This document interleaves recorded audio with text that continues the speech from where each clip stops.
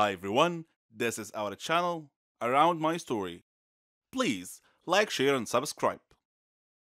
Salut, je m'appelle Lisa.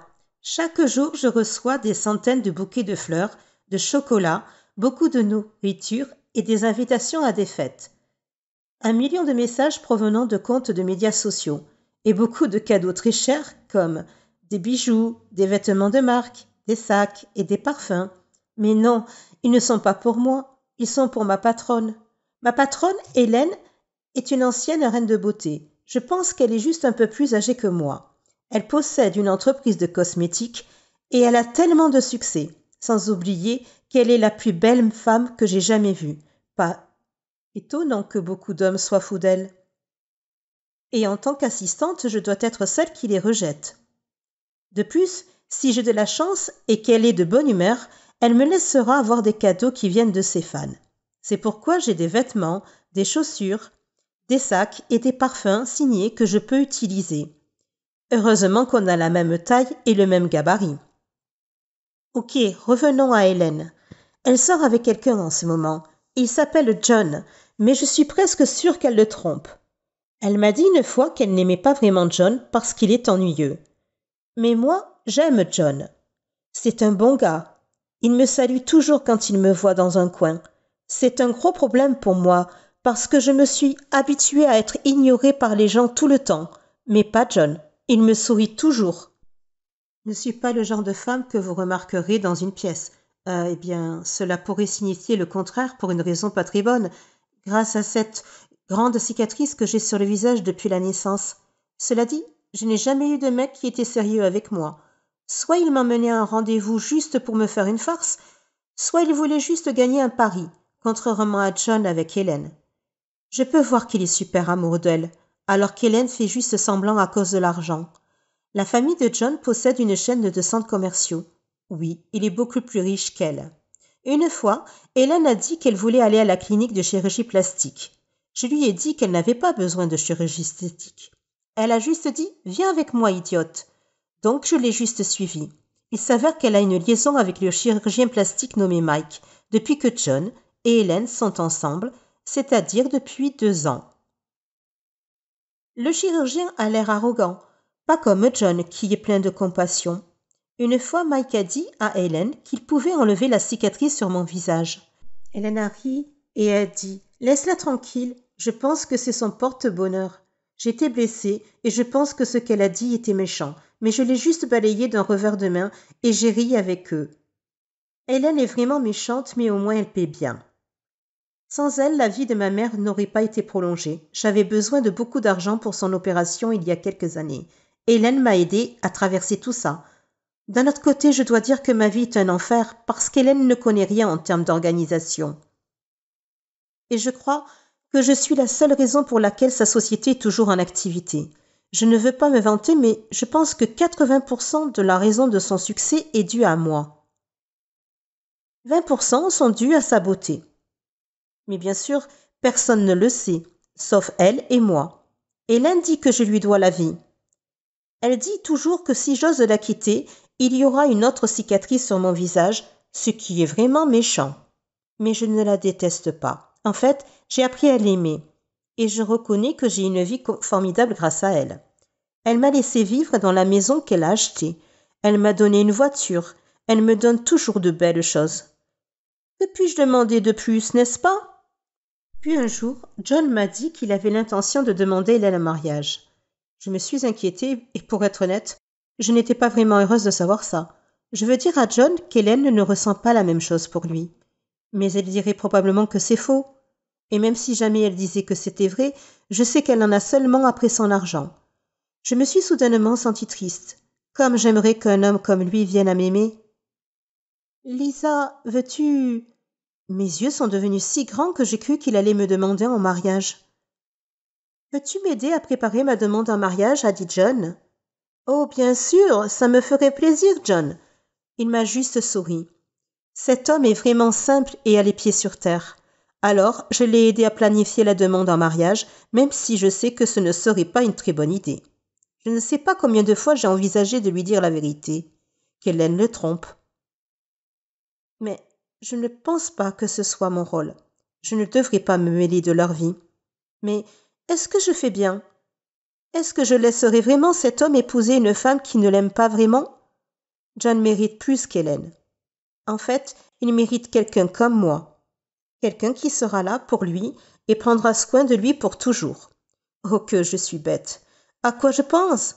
Mais sérieusement, je dois faire quelque chose. Alors, j'ai décidé d'essayer de voir quelle serait la réaction d'Hélène. Quand je lui ai demandé « Et si John te demandait un jour en mariage ?» Elle a juste dit « Vraiment? Ce serait génial. » Son plan est de se marier avec lui, d'obtenir la moitié de ses milliards, puis de divorcer. Quel plan sournois. Je ne veux pas que ça arrive. Mike non plus. Une fois, lors d'un événement, Mike et moi avons eu l'occasion de parler et il a dit qu'il aimerait me rencontrer à son bureau le samedi à 9h. Donc, j'y suis allée. Mike m'a fait une offre très tentante, mais que j'ai dû refuser pour de nombreuses raisons. Il veut que je fasse semblant d'être Hélène. Il a dit qu'il allait arranger mon visage et être Hélène pendant 6 mois. Pourquoi? Je lui ai demandé pourquoi je devais faire semblant d'être Hélène pendant 6 mois. Cela n'a aucun sens. J'ai demandé à Hélène et j'ai appris la vérité. Hélène est enceinte. Elle est enceinte du bébé de Mike et son ventre se voit déjà. Elle ne veut pas que ses plans soient ruinés. Donc le plan est le suivant. Elle voudrait que je fasse semblant d'être elle pendant qu'elle et Mike partent loin d'ici pour donner naissance à leur bébé tranquillement. Ils ne veulent pas que John le sache, car alors les fiançailles n'auraient pas lieu. Mais j'ai dit à John de le reporter. Je ne peux pas le faire. Mon esprit prend le meilleur de moi. Je viens de dire à John que ce n'est pas le meilleur moment pour faire la demande parce qu'Hélène n'est pas dans une très bonne situation. Quand Hélène l'a appris, elle s'est mise en colère. Elle m'a jeté hors de la maison qu'elle m'avait donnée. Elle a repris la voiture et les affaires qu'elle m'avait données. Mais je sais que les choses vont s'améliorer. J'ai des économies et je pourrai les utiliser pour reconstruire ma vie. Je pourrai trouver un nouvel appartement, je pourrai acheter une voiture bon marché et quelques vêtements et sacs bon marché. Je me suis motivée et je me suis dit plusieurs fois que tout irait bien. Contre un type nommé Alan, mon voisin d'à côté. Il a été gentil et nous sommes sortis ensemble plusieurs fois déjà. Je pense qu'il m'aime bien. Il était temps que j'aie un petit ami. John me manque cependant.